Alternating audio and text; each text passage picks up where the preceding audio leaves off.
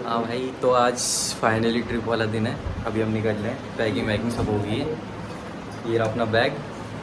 और अभी अभी बज रहे हैं 7:05। घड़ी देखी मैंने अभी। तो मिनिमम 5 घंटे या 5.5 घंटे में हम देहरादून होंगे।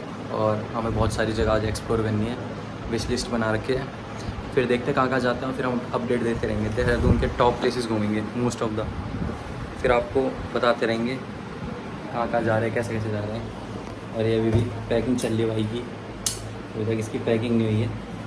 और हम जा रहे हैं भाई अपनी ड्यूक्स, मतलब चमकन होगी भाई, फुल तगड़ी वाली, मज़ा आ जाएगा भाई। सो फाइनली गाइस, हम ऑलरेडी वैसे बहुत लेट हो चुके हैं, बट फटाफट हमने अपनी गाड़ी निकाली और ये हमने साफ़ करी। वैसे तो कल धुलवाई थी मैंने, बट थोड़ी बहुत मिट्टी थी तो हमने वो साफ़ कर ली। सो फिर हमने दोनों टायरों की हवा चेक करी और पूरी गाड़ी एक बार चेक करी हमने, कोई दिक्कत ना हो हमें जाने में, क्योंकि बहुत लंबा सफ़र है। फिर जिम में भी आ गया था मैं बाय बोलने के लिए, फिर हमने इसे फटाफट बाय करके और ये बहुत सारी किस्सी करते हुए निकल गए हम। सो हम ये गाज़ियाबाद वाले हाईवे पे हैं अभी, और हम यहाँ से फटाफट निकलते हैं। और वैसे भी हम गूगल मैप के भरोसे जा रहे थे कि खुद के दिमाग से जाएंगे तो कहीं और ही पहुँच जाएंगे। और ये जो रूट है ये कम से कम 80 किलोमीटर एकदम स्ट्रेट रूट था, बट हमने इस रूट पे ज़्यादा गाड़ी तेज़ चलाई नहीं क्योंकि मम्मी ने मना करा था। आज गाइस मौसम भी बहुत मस्त हो रहा है। वैसे धूप हो रही है बट हवा के कारण धूप हमें महसूस नहीं हो रही है।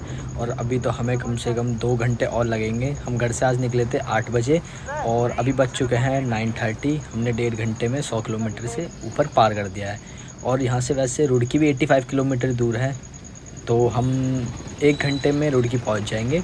देन वहाँ से देहरादून होगा कम से कम 40 to 50 किलोमीटर्स। मतलब हम 12 से 1 बजे तक देहरादून पहुंच जाएंगे। और वैसे भी हम थोड़ा धीरे धीरे ही जा रहे थे क्योंकि थोड़ा वीडियो शूट करने में प्रॉब्लम हो रही थी। सो अभी फटाफट हमने रुक के खाना वाना खाया और उसके बाद अब हमें याद आया कि हमारे पास सेल्फ़ी स्टिक भी है, तो अब हम थोड़ी बहुत क्लिप सेल्फ़ी स्टिक से शूट करेंगे। सो फटाफट चलते हैं गाइस।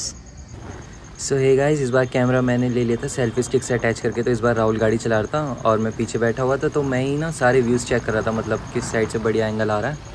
तो इस बार हमने फ़ोन अटका दिया था इस पर, अपना आईफोन। और पर मेरे को ना थोड़ा बहुत डर भी लग रहा था क्योंकि यहाँ पर बहुत तेज़ तेज़ बाइक चला रहे थे।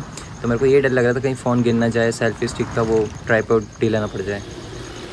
सो गाइस, इस बार ना सेल्फी स्टिक राहुल ने ले ली थी। वो कह रहा था कि सामने से भी थोड़े व्यूज़ और कैमरा एंगल देख लेते हैं। ठीक ठाक ही था, पर मैंने ले लिया था क्योंकि ये 1 वे हाईवे था, तो कुछ भरोसा नहीं था। गाड़ी एक तो बहुत तेज़ चला रहे थे सारे, बाइक कार्स, तो मेरे को थोड़ा डर भी लग रहा था। इसलिए मैंने उससे कहा भाई तू आराम से गाड़ी चला, मैं शूट करता हूँ।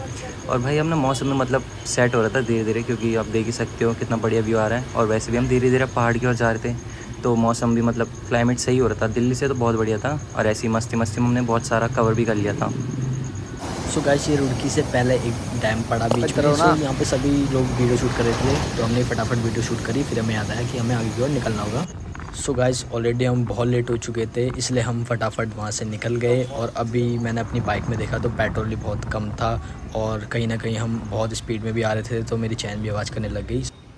सो फाइनली गाइस, हमने पूरा हाईवे कवर करने के बाद रुड़की पहुंच चुके थे। और रुड़की एंटर करते ही हमने फटाफट टैंक फुल कराया। और टैंक फुल कराने के बाद हमें आगे ही जाके थोड़ा सा मैकेनिक भी मिल गया था। तो बाइक की चैन देखिए भाई, बहुत ज़्यादा ढीली हो रही थी क्योंकि दिल्ली से आते आते थोड़ी ऑफ रोडिंग में मिल गई थी रास्ते में, इस वजह से ढीली हो गई थी। सो इसे टाइट करा के हम फटाफट निकल गए देहरादून की ओर।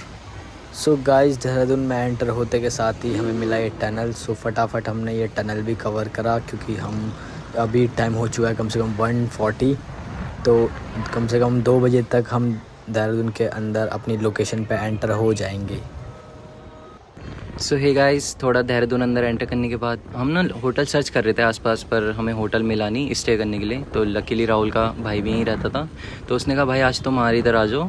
तो हम जा रहे हैं उसके घर पे और उसने लोकेशन दी थी हमें। डिस्टेंस था 15 से 20 किलोमीटर। सो गाइस, फाइनली हम लोकेशन पे पहुंच चुके थे और हमारे वहाँ पहुँचते बारिश लग गई थी। और आज तो हम वैसे भी थक चुके थे, तो हम यहाँ पर आज रेस्ट करेंगे। कल हम अब जगह एक्सप्लोर करेंगे।